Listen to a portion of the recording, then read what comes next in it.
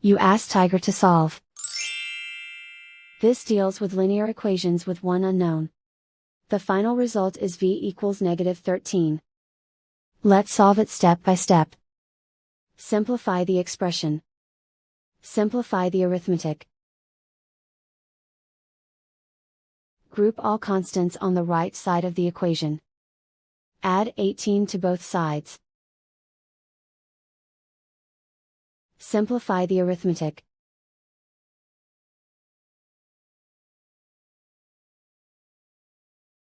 Isolate the v. Divide both sides by 5. Simplify the fraction.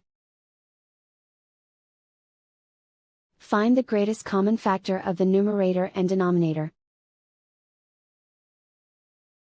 Factor out and cancel the greatest common factor. And so the final result is v equals -13.